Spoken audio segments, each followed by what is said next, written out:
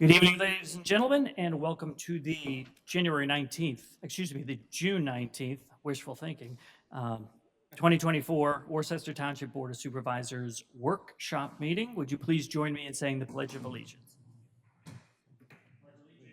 Flag of the United States of America, and to the republic for which it stands, one nation, under God, indivisible, with liberty and justice for all. My name is Rick DeLello. I am the chairman of the board. To my left is Lou Betts, who is our vice chair. To my right is Steve Quigley, who is our third member. On the side table, we have Christian Jones, our assistant township manager, and Jay Finnegan, who is our interim township manager. First and foremost, does anybody have any informational items for the board this evening? Thank you, Mr. Chairman. Just to note for the record that this meeting is being video recorded for future broadcast. Thank you, Jay. First item on our agenda this evening is public comment. We do ask that you limit your public comment to 5 minutes. Does anybody have any public comment for the board this evening? Would it be considered public comment? What I'm bringing? I don't know what you're bringing, hold on. Hold on. So this is our workshop meeting, and then we have our business meeting at 7 p.m. You certainly can have the public comment in this meeting, at which point you would come to the mic, you'd tell us who you are, you would share your public comment regarding that. You can either do that in this meeting, or you can do that at the 7 p.m. meeting. It's really your preference, one way or the other. But if you do want to make that public comment, this would be the time to do it for this meeting. And you would want to introduce who you are, speak into the mic, and then share with us the information that you want to share. I have is, would this be considered public or would it fit into the other one? Because I asked somebody at the township hall and they didn't give me a straight answer. Well, they're both public meetings.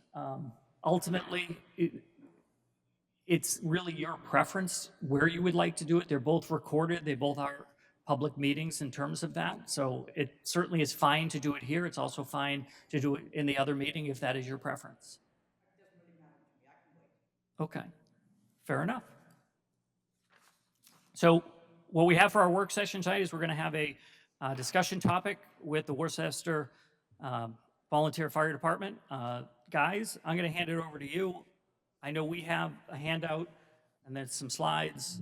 You guys know the routine. Do me a favor, just introduce who you are into the mic, do your best. Make sure you got a green glowing light there so that we're getting you on the recording.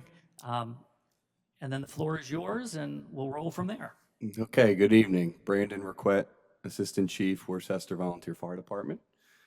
As the Assistant Chief of the department, I'm tasked with overseeing all training of our membership, make sure that they're ready to go for various incidents that we respond to throughout the year, which is what leads us to bring us here tonight.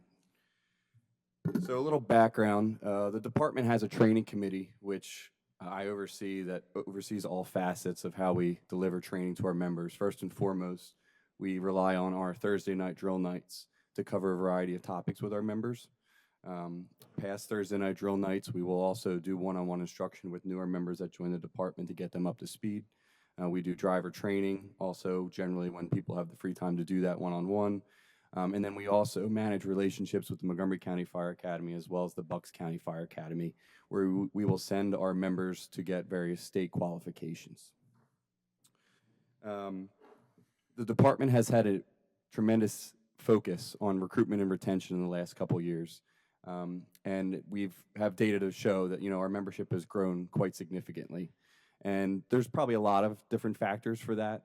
But I believe very strongly that the one is that we put a lot more emphasis in the planning and preparation for our Thursday night drill nights. It is our goal that if a member is going to come out for 2.5 hours on a Thursday night, that we make sure that they get a lot out of that Thursday night, whether they're the most new guy on our roster to a senior guy, a driver, or our fire police. We make sure that they feel that that was time well spent.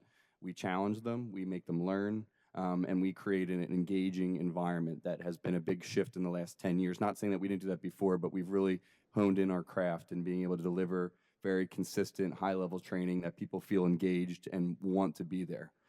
So if you look, in 2018, we averaged about 25 members a drill, which is very good for the county, but this in 2023. Last year, we were up to 36 members per drill night, and so far in 2024, we're a little over 40. We're about 41. So again, our continued focus with making that the place that people truly want to be, making sure that they're going to get something out of that night, is what's driving, in my opinion, a lot of that positive trend. So we go to the next slide. So some current training limitations that we do have is we obviously, one, if we need the use of a training facility, we have to travel off-site. So historically, the main place that we've gone to do that is Skipback Fire Company. They have a small building to the rear of their station that's been there for decades. Due to its age, it has been out of service now for the last 1 to 2 years. They're actively working to try to get it back up and running. But with that off the table, we've had to go to different locations a little further away, which has made us start to think about this. For instance, we've used Upper Dublin Township's fire training facility, and we've also used Montgomery County's building. Most recently, we went to Montgomery County just about 2 weeks ago, and they have a great facility. The only issue with that is that I'm taking the whole department 40 minutes away from the township. So we do try to work with our mutual aid partners to ensure that there's proper coverage while we're out, but it's obviously not as good of coverage as we would have if our entire membership with our entire fleet was here in the township. Also, utilizing our station is what we use most of the time for our drill nights, and that does put some wear and tear on our building that we really are trying to limit. So if you look in these pictures, the top picture just shows our use of practice of ground ladders. So setting up ground ladders on the side of the building, putting them to the roof, hitting the gutter. It's what we have to do if we want to get reps for guys, but it's not ideal. The Public Works Director has worked with us very well, and we're very grateful that he's kind of allowed us to use some of the garages at times, but again, we run into the same issue. If you look in the bottom picture, it's us trying to get our members comfortable on roofs. Same situation. How many times do you really want your guys climbing around on your roofs if you're trying to ensure that that roof reaches its maximum lifespan? And then finally, currently, right by the cell tower, we utilize that space in coordination with the Public Works Director if we want to do stuff like vehicle rescue training. We have the vehicles dropped off back there. The two historical concerns at that point are, one, it's very hard for access for apparatus to get back there, and two, it's not very secure. So when we cut up vehicles, we try to get them removed as quickly as we can. Obviously, with the park right there and kids in the park, we don't really want them around areas where there was cut up metal or shattered glass. So some training facility benefits. First and foremost, a training building creates the most realistic scenarios for our firefighters to practice. I can try to set up whatever I can in the station with some tables. Sometimes we put some tables on their side, and we try to build up a hallway. We try to get creative. At the end of the day, nothing simulates a real building that our firemen are going to be going into like an actual training facility. Number two, a training facility would definitely reduce the planning that it takes for our volunteers and our leadership to plan adequate Thursday night drills. I mean, we do pride ourselves in putting a lot of time in, but when you're going off-site, just planning the logistics, and then when you get there, trying to get everything up and running, but most importantly, anymore, if we go to any site, the amount of paperwork we have to do just for insurance reasons takes a lot of time. We're going to Chester County late this year for an 8-hour all-encompassing training that's put it through our membership through a wide variety of scenarios. The amount of paperwork that I had to do with our insurance company was significant. I mean, I had to get them multiple documents, get multiple signatures. It was just a lot of time, not even involved with actually planning a training. Third, a training building would improve our ability to facilitate our requirement that all of our firemen that put on air packs and are deemed interior firefighting qualified do a structure burn. This is not something that most departments require. However, our leadership feels it's very important that if our membership is going to be going into an atmosphere of a house fire, that they are refreshing those skills at a minimum once a year. So that's a requirement we have. We try to do our best to make opportunities as available as possible to make sure that our guys get what they can. We have some folks on shift work that aren't always there on Thursday nights. Obviously, this time of year, people are busy, so sometimes people can't make it. Having a facility would definitely help facilitate that a little easier. And then finally, a facility of this nature that we're going to propose tonight would definitely open up ourselves to have the ability to have a lot more in-house classes. So Montgomery County and Bucks County Fire Academies do offer the ability to have instructors come out and teach a certification class at your station. The only difference between that and what we do for drill nights is they're actually getting a nationally recognized certificate out of it. We go to the next slide. So on this slide, you have pictures of just 2 local training facilities. So on the left, you have Hatfield Fire Company. That facility we toured recently, it's made of predominantly shipping containers. And that facility is very new, and that type of structure is becoming more and more common for situations like these. And then to my right is Skippack Fire Company, which we have used in the past, and I mentioned a little bit earlier. That's a standard block building, which a lot more of these training facilities, at least older ones, were following that kind of setup. So our proposal is this, that we would like to construct a training site, and we would like to work with the township to provide us some property that we could put that site on. In addition, we would then be expecting the township to provide us some guidance on the plans and permits required to make this a reality.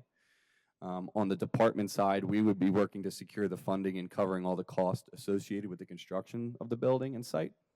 We would work with the township on proper community stakeholder management for the businesses and residents immediately around the proposed site. We would be on point to obtain a contractor for the site and building construction and manage that accordingly. And then finally, we would be expecting ourselves to manage and fund all maintenance and insurance related costs for the site. Right now, we are looking at working with Representative Bradford's office to submit a grant in the fall. Part of that grant would, if awarded in the spring of 2025, would go to this facility. If you want to go to the next one. So what we'd like to talk with the township about is looking at Nike Park. So currently the township's utilizing this facility at the frontage for our chipping. And then there's obviously a public works garage that has since been there. Google Images didn't capture it because it's obviously a little newer. So we have kind of a rendering of where we would propose to have the site in relation to everything else. So in this rendering, it's just tucked in the back corner. It's 150 by 150 pad along that tree line. If we go to the next slide, I can get kind of more specifics. If we want to go back to that, obviously, if we have any questions, we can definitely do that. So we identified Nike Park as the ideal location for a number of reasons. Number one, it's surrounded completely by commercial property, so it's limiting residential exposure. It's off the roadway and hidden by natural vegetation. It's central to the township, so when we're out there drilling, we're still centrally locating the township and able to do a quick response for any emergencies that might arise.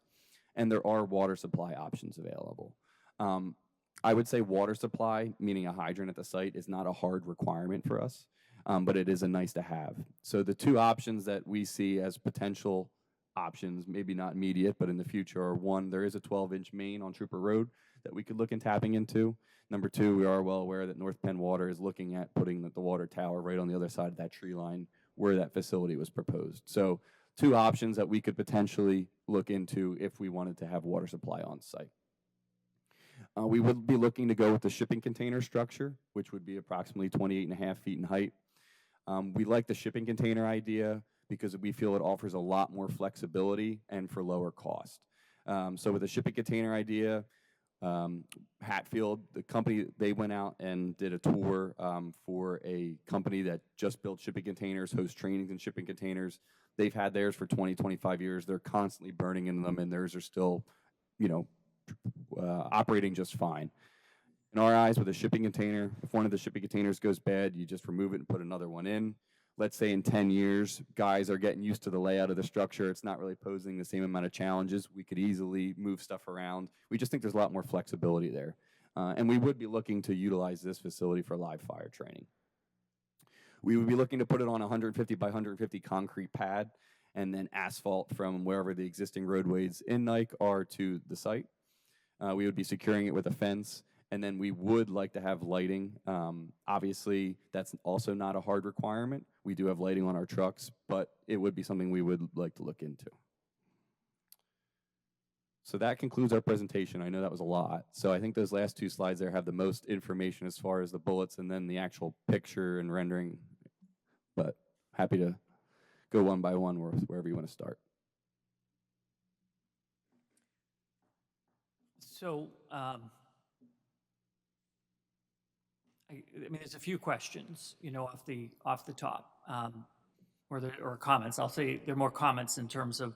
So I understand the logic and the idea of wanting to have a training facility, and the closer you can put it to the existing universe of, you know, the members, the better.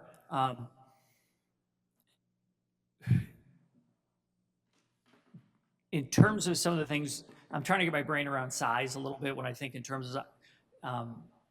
I'm not sure, first and foremost, what our intended use for Nike Park was. You know, that predates my time here, and I don't know if there were any restrictions in terms of what, occasionally when we get open space, there's restrictions to what we can or can't do. Sure. In terms of that. So the fact that we've been able to use it for some public works, I would think that's probably not the case with Nike Park, but that's, you know, one scenario to kind of think through.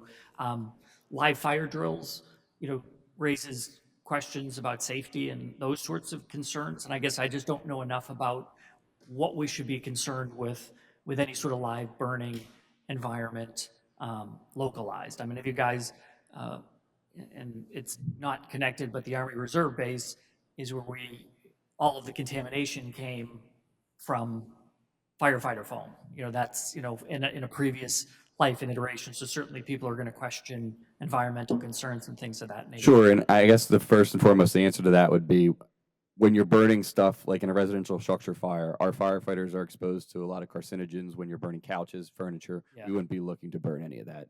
In a lot of the live burns, you're either burning straw or pallets, and that's Okay. it.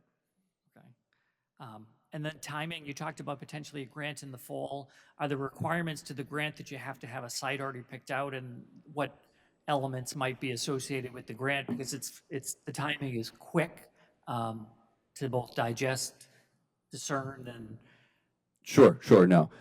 We have not been told that those specifics are necessarily required. In general, I've just sort of been instructed in the broad sense, kind of give a big picture of what you're looking at. Obviously, the more specifics, the better, but I can't speak to off the top of my head. I don't know when that grant closes. I just know it opens in September. okay. And would you need anything theoretically from the township, any form of commitment or anything from the township in conjunction with that grant planning? And if that's stuff we don't know yet, certainly we know that Matt For the grants, Bradford is very, very generous with grants, and we Sure. love that. yeah. Sometimes there's a few questions later that don't always. So are you asking specifically about help that we need for the grant just in general or specifically the site? Sort of, I guess both. I mean, we just would want to understand anything that might be aligned to. Sure. So for the grant specifically, I don't think we require any township support to fill out the grant. We have been directed, one, we've been in touch with Representative Bradford's office and Matt McCary. And two, Matt has directed us to a county office in Norristown that processes these types of grants and kind of can help us work through the application. We also have a grant writer at our disposal that we utilize that's very familiar with these types of applications. So I wouldn't be looking for specific township support for that. I think we would just like to kick off the conversation as far as, you know, is this feasible or not, understanding that we still have a lot of planning to go. Okay. You have any initial thoughts? First of all, I'd like to thank you for the research you did. Once again, the fire department's not a paid position. All the stuff that you folks do is on your own time. So on behalf of the township, I thank you for that, taking your time to research it to benefit all the residents of the township. Just a couple of questions. At the end, you said either 150 feet of paved or concrete. Is it one or the other? It was 150 by 150 pad, concrete pad. Concrete pad. Okay, so that's concrete. I was going to say the asphalt would probably burn up. You mentioned Bucks County and Montco both having training centers. How do you schedule to get there? I would think with all the fire companies in the county, is there a problem scheduling to get to one of those facilities? It all depends. So Bucks County or Montgomery County is the one that we go to more frequently if we're trying to use their facility. We usually just have to give them a couple dates, and then they have to figure out what they can make work if they're already scheduled. Number one, but then two, they have to acquire staff. They have to have the right staff that will come out. Generally, if we're doing a live burn there, they need to acquire 4 people, 4 instructors that will then facilitate the training. So we haven't hit too much of a roadblock there. But also we generally do our planning months and months out. So it's doable. If we are looking to do something next month, generally I probably am not going to have a facility to do that because that needed to be planned months and months ago. If we get an idea or we really want to hone in on a certain skill, that's going to be something that a training facility would help us because, obviously we're controlling it. We're not competing with anybody else's time. I remember from years past, the presentations, the fire companies, you talk about being an accredited fireman when you go down and go to the school. If you put the school here, your own school, do you have the same accreditation that you would have from going to Monco or the Bucks County one? So a little different, but there's some potential there. So I think what you're referencing is a firefighting 1 program. It's 188 hours. We actually have 5 firefighters that are this week finishing. That would have to go through one of the fire academies. However, this is again more long term. Right. We have the public works crew did do firefighter 1 in house at the station, and then it was a little modified. They used Skipback's building a little bit. They went to Upper Gwinnett Fire Company and used some props. It was a very specialized program to fit under what we needed, and Bucks was willing to work with us. We can host firefighting 1 if we had a facility of our own. So Skipback Fire Company, they just hosted, it's four modules, makes up Firefighter 1. Skipback Fire Company just hosted the first 2 modules.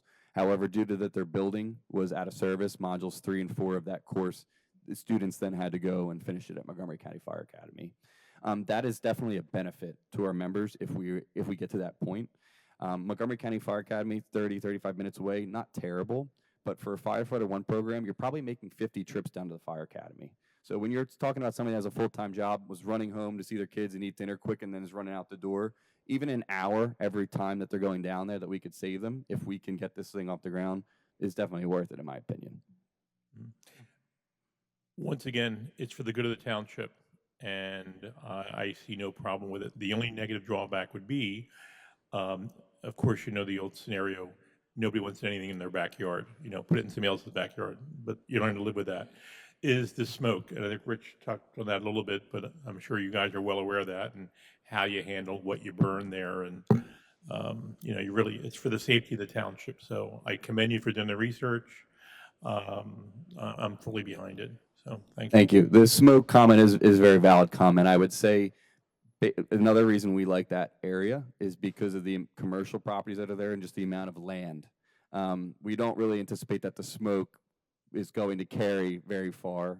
In our experience with other buildings, obviously they create smoke, but more than likely it's going to dissipate by the time it gets anywhere near where folks are spending a majority of their time. Does artificial smoke work? I mean, rather than burning building and wood and stuff like that, in the fire training Yes. facilities, do they use fake smoke? Yeah, we actually have a smoke machine. So at this facility, if we were using this facility, I would say that a majority of the time we probably even wouldn't be burning in it. We would just be using fake smoke. I mean, just having the facility itself is great training in and of itself, and then maybe actually doing like live fire in it a couple times a year. But every time we're using it, we're not doing real fire. Okay, thanks. So, Luke, I was going to say, I know you met with them, but certainly we want to get your thoughts as well. We did have a special meeting at the Township Building, very well present, and this is your passion. We on? Oh, now we're on. Okay. Anyway, I appreciate all your effort you put towards this, and we had our meeting. And again, there's more things that just got brought up, and if you put that picture up of the. So here's my question. You say there's all commercial around it. How big is this site? Do you have a number on that? 5, 6, 10 acres? How big is Nike Park Yes. or the specific site? Rough it out. I do have that number, but it's on my phone. Here's my concern. It's like, I get that, and I'm gonna use my little pointer because I've got my new toy. So you're gonna put a blacktop driveway back here to this facility and pull your pad and build your structure.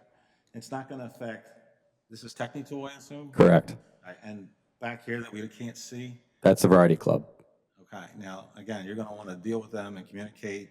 Sure. Hopefully it doesn't affect them. They get their approval. That's a great thing. Yeah, and that's why we, no, that's why we called out that we want to work with the township to make sure we have proper stakeholder management in the community. We understand that there are people that are around there, and we want to make sure they have the right information, the right facts, and how we're going to operate.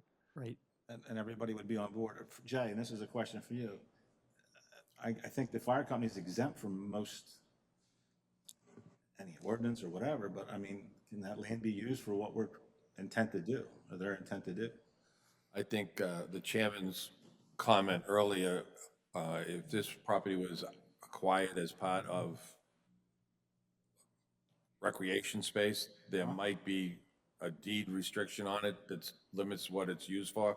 But again, with his point that there's a public works garage there, We're past that. the solicitor would have to investigate the deed to see if it's viable and if it's permitted. I mean, that would be step one. You have to be Right. allowed to do it, and then, great, but let's get that first. But I'm all behind all this, and you did a lot of homework. That's great. I just want to cover the neighbors. Sure, absolutely. As far as everything else, I think if you can get the money from Matt Bradford or whoever, and, or private industry, whatever, I think it's definitely a positive. Again, the neighbors are the big deal. I mean, Variety Club being a concern, and is anything on this side that's gonna, That's a county facility, I believe. Huh? I believe that's a county facility. okay, so again, it's all about like the smoke and the wind, and you're gonna make some noise, and then you're gonna bring other firefighter groups in to train here, correct? So, I mean, as long as everybody's on board, it's a great idea. So, I mean, I'd like to know how big the site is and make sure we're allowed to do it first, but that'd be the first two things. We can, so certainly our takeaway is we can sort of take a look at some of just the mechanics and logistics and make sure there isn't an obvious obstacle. Sure. There's, as Lou's laying out, there's the mechanics of anything, time you want to do anything, there are obstacles, but we want to make sure there isn't one that's sort of a glaring red flag that we need to, that's either a hard stop or we need to figure out from that standpoint and certainly get some sense. And then just what sort of exposure, you know, it's going to be, it's still going to be a township-owned facility and just anything Sure. that goes along with that. Again, those are things we just need to sort of look into, but certainly, you know, I think this board has always been very receptive to what the fire department wants to do, fire company wants to do, and if we can support it, we certainly want to do that. So we certainly appreciate you guys sort of putting pen to paper and doing some of the research to get the, sort of kick it off and get it started, and we'll certainly proceed from here. Okay, the one thing I want to call out just looking at this picture is this is just an idea. If there's another location on the site that would work better, you know, we're all ears. I think that looking into the site and if there's any restrictions, if it was open space, an acquisition or not, is obviously our first step. And then from there, I think we would be looking to actually visit the site with maybe the township engineer or proper Right. township officials to actually walk the site. We're actually going to be doing some training on the site tomorrow. We cleared that with the public works director, but to kind of get a better idea if this rendering is really the best position or not, and you know, see what we're up against. So Sounds good. Okay, perfect. Appreciate that, guys. So we're not going to take any public comment regarding this specifically. There's not a vote that we're going to make on this in terms of that. If somebody wants to make public comment generally, that's certainly fine, but just so, you know, this particular item is not, it's not a motion and a vote in terms of that. Ma'am, I see your hand is up. I'll come to you in just 1 second in terms of that. That's all good. But certainly, Brandon, appreciate that. James, appreciate you guys coming out, and we look forward to Thank you. continuing the conversation. So the mechanics of the meeting. So hold on. This is a public meeting. When we have a time for public comment, you come to the mic, you'll share your thoughts at that particular point. That's just sort of the logistics of how the meeting has to be run. And you can use that public comment to either comment on their particular situation, or, you know, you had obviously brought some papers for, you know, your particular item, however you want to sort of utilize your minutes to do that. What I would suggest is you let us close this meeting, open the business meeting, and you can certainly share those comments when we have our public comment at the beginning of the business meeting, and then you can handle both topics at that time. Would that be fair? Perfect. So if being no other business for our work session, I recommend motion to adjourn. So moved. We'll just take a couple minutes, then we'll get the business meeting started and we'll proceed forward. Thanks again, guys. Appreciate it. Thank you.